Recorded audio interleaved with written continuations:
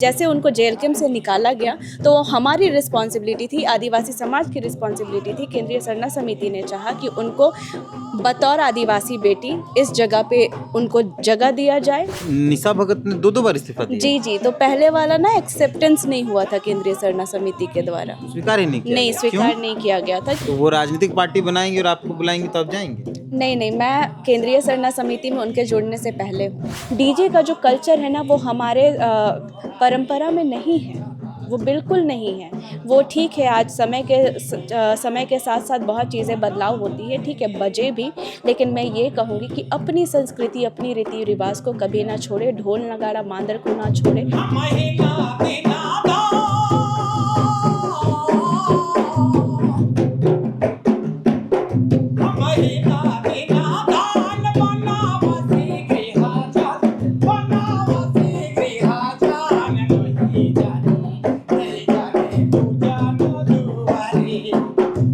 ये जो माला उला आप पहने हैं, इतना आपका स्वागत हुआ है, आपको बतौर अध्यक्ष चुना गया है, आपको प्रमाण पत्र दिया गया है, इसको लेकर क्या महसूस करें? केंद्रीय सरना समिति को उसके महिला मोर्चा के लिए अध्यक्ष मिल गया। आपको जानकारी है कि कुछ ही दिन पहले इसी प्रेस क्लब में निशा भगत को केंद्रीय महिला मोर्चा का अध्यक्ष चुना गया था। बहुत ही तामझाम से, बहुत ही साज सज्जा के साथ स्वागत किया गया था, लेकिन किसी कारणवश उन्होंने इस्तीफा दिया और उसके बाद आज एंजल लकड़ा को बतौर अध्यक्ष चुना गया। एंजल लकड़ा पहले उसमें प्रवक्ता थी, अब ये महिला मोर्चा के अध्यक्ष हैं। पहले तो ये जो माला उला पहने हैं, इतना आपका स्वागत हुआ है, आपको बतौर अध्यक्ष चुना गया है, आपको प्रमाण पत्र दिया गया है, इसको लेकर क्या महसूस कर रहे हैं?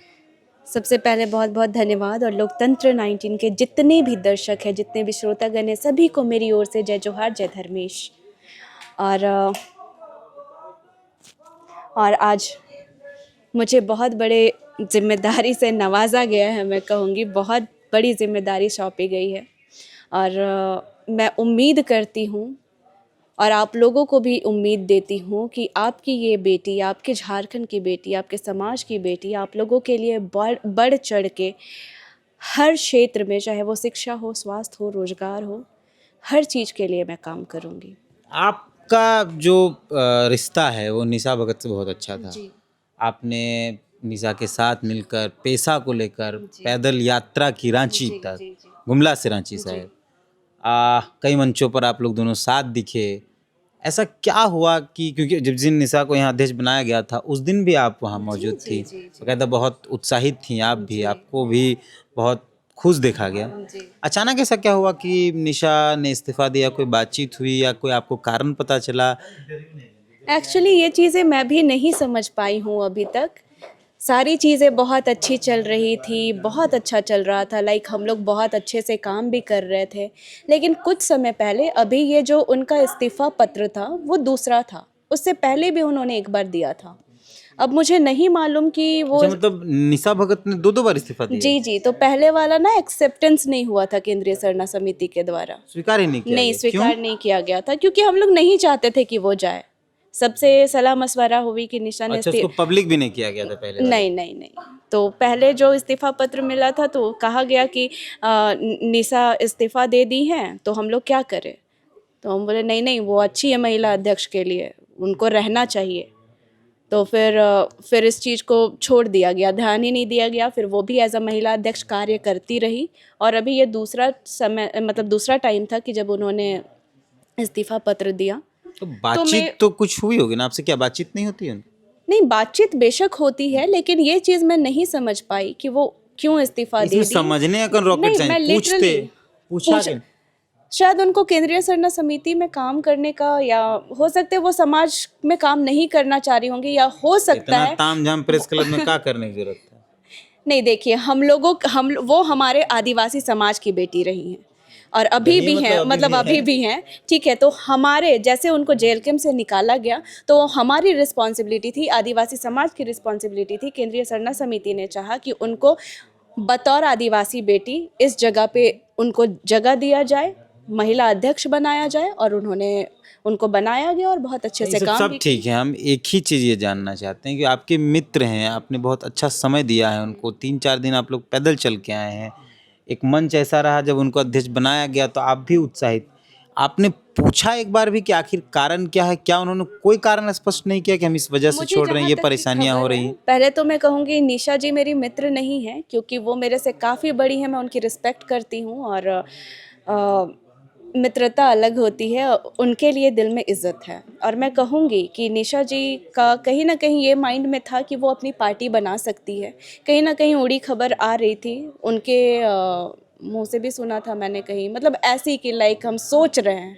अब नहीं मालूम कि वो करती हैं, नहीं करती हैं, लेकिन था कि वो पार्टी बना सकती हैं। तो 2 चीज़ें हैं, या वो किसी की पार्टी जॉइन करे या तो फिर बनाए। अच्छा, मतलब लगता है कि पॉलिटिकल एम्बिशन बढ़ा उनका, हाँ, हाँ, हाँ। यहाँ से इस संगठन हाँ, से तो जी। राजनीति हो नहीं जी, पाती। जी, जी, जी। तो वो राजनीतिक पार्टी बनाएंगे और आपको बुलाएंगे तो आप जाएंगे? नहीं, नहीं, मैं केंद्रीय सरना समिति में उनके जुड़ने से पहले हूँ और मैं आज मुझे 1.5 साल नहीं, हाँ, 1.5 साल हो गए मुझे यहाँ पे, और मैं तब से, जब से मैं केंद्रीय सरना समिति में जुड़ी हूँ, तब से मैं कंटिन्यू हूँ और हर जगह हूँ। तो मैं अपने समाज के लिए काम करना चाहती हूँ। मैं अभी राजनीतिक मनसा और कोई भी मनसा लेके नहीं आई हूँ, मैं अपने समाज के लिए आई हूँ। आप बिजनेस वुमेन हैं, जी, आप एक्टर हैं, जी, आप समाज सेवी हैं, जी, आपको संगठन ने एक बार प्रवक्ता बनाया, फिर आप जी। अध्यक्ष बन गई। इतनी जिम्मेदारियों को एक साथ कैसे निभा पाएंगे आप? इन सब बेशक। में as a business woman, as a actor, as a समाज सेवी, या एज ए अगर हम अब नए जो पद को आपने ग्रहण किया है, कौन से पद पर पहले आप काम करेंगे? सामाजिक, मतलब आप समाज के लिए मैं बतौर पहले। अध्यक्ष आप पहले काम जी, करेंगे? जी, जी। बतौर अध्यक्ष मैं पहले काम करूँगी, और अध्यक्ष मैं नई भी थी तो अपने समाज के लिए हमेशा खड़ी थी। ये एक पद मिला है तो मुझे खुल के काम करने का मौका मिल गया, एक जगह मिल गया कि मैं अब अपनी विज़न के साथ काम कर सकती हूँ। क्योंकि अगर कभी-कभी क्या होता है कि बड़े लोग होते हैं तो उनके मंशा से चलना पड़ता है कि हम क्या कर सकते हैं, नहीं कर सकते। अब मैं जो अपने विज़न्स को लेकर के आई हूँ, जिन विज़न्स में मुझे काम करना है, तो अब मैं स्वतंत्र हूँ ना काम करने के लिए। सरहुल है, जी। आज हम लोग जो वीडियो को शूट कर रहे हैं तारीख 18 है, जी। अब आपको अध्यक्ष बनाया गया है और 20, 21, 22 3 दिन सरहुल का जी, जी, ये। जी। क्या संदेश देना चाहेंगे आपके समर्थकों को, हमारे जो दर्शक हैं उनको, या जो समाज के लोग या झारखंड के लोग हैं?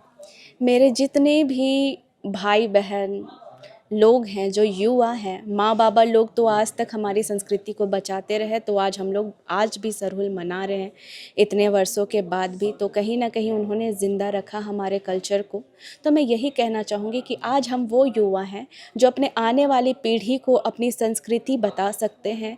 अपना जो जल, जंगल, ज़मीन को बचाने के लिए जो हमारे पूर्वजों ने हमें दायित्व सौंपा था, उस चीज़ को भी हम लोगों को लेकर के चलना है, ताकि हमारे आगे वाले जनरेशन जान पाए, समझ पाए इन सब चीज़ों को, कि कैसे आज जब हमारी संस्कृति बची हुई है और कैसे बची हुई है, किसकी देन है। तो ये आज बहुत मैटर करता है कि हम अपने कल्चर को कैसे दिखा रहे हैं। आज सरहुल है, बेशक डीजे बात हो रही थी कुछ समय पहले, डीजे का जो कल्चर है ना, वो हमारे परंपरा में नहीं है, वो बिल्कुल नहीं है। वो ठीक है, आज समय के साथ साथ बहुत चीज़ें बदलाव होती है, ठीक है, बजे भी, लेकिन मैं ये कहूँगी कि अपनी संस्कृति, अपनी रीति रिवाज को कभी ना छोड़े, ढोल नगाड़ा मांदर को ना छोड़े, अपने जो गीत है वो सबको कभी ना छोड़े, क्योंकि वो ही हमें अपनी अलग पहचान देता है और बाकियों से अलग करता है। वही है आदिवासी समाज की पहचान। और मैं सारे भाई बहन से आग्रह करना चाहूँगी कि आप लोग जितने भी लोग हैं, बाकायदा महिलाएं जो है वो लाल पाट साड़ी में निकले, धोती गंजी में निकले, पुरुष भाई जितने लोग भी हैं, मैं और पूरी की पूरी इस साल फाड़ के कल्चर दिखाइए और अच्छे तरीके से दिखाइए, मज़ा आ जाए। ऐसा मतलब जब ड्रोन शॉट निकले ना, तो लगे कि वाओ, क्या आदिवासियों का मतलब एक एकजुटता नज़र आ रहा है। और मैं यही कहना चाहूँगी। सरहुल है, ईद है, रामनवमी है, जी, और इन सब के बीच एक विवाद है पूरे राज्य के अंदर, डीजे जी। बजेगा कि नहीं बजेगा। रामनवमी में डीजे बजने को लेकर बवाल चल रहा है। सरकार के कई मंत्री हैं जो ये कह रहे हैं कि नहीं बजे, कोई कह रहे हैं कि आराम से बजाया जाए। तो क्योंकि अब आपकी जिम्मेदारी बड़ी हुई है, जी, जी, जी। तो एंजल का डीजे बजने, क्योंकि सरहुल में भी जुलूस निकलता है, उसमें भी डीजे होते हैं, तो एंजल का डीजे बजने नहीं बजने पर क्या अपना मत है? देखिए, मैंने पहले भी कहा है कि हमारे सरहुल में डीजे बजे ना बजे, इससे हमें कोई फ़र्क नहीं पड़ता है, क्योंकि हमारे कल्चर में ना डीजे है ही नहीं। हमारे कल्चर में ढोल नगाड़ा मांदर, अपने गाने वो हैं, ठीक है। तो हम उसके ये से जाने जाते हैं। अभी हम लोगों ने पूर्व संध्या भी मनाया, तो आपने देखा होगा कि किस तरह से हम लोग नाच रहे थे, गा रहे थे। तो वो है हमारा कल्चर। और बेशक अभी जैसे समय बदलता गया है तो डीजे बजता ही है, इसको भी हम इग्नोर नहीं कर सकते हैं। लेकिन मैं ये भी कहना चाहूँगी कि सुप्रीम कोर्ट ने जो आदेश दिया है वो रामनवमी को लेकर के दिया है। तो मैं ये भी कहना चाहूँगी कि अगर सिर्फ रामनवमी में डीजे नहीं बजेगा तो ना सरहुल में बजे और ना ही मुहर्रम में बजे। सबके लिए सुप्रीम कोर्ट को एक जैसा आदेश लेना पड़ेगा और यही सब आदेशों की वजह से दंगा फसाद होती है। सबको एकजुटता के साथ लेकर के चलना चाहिए।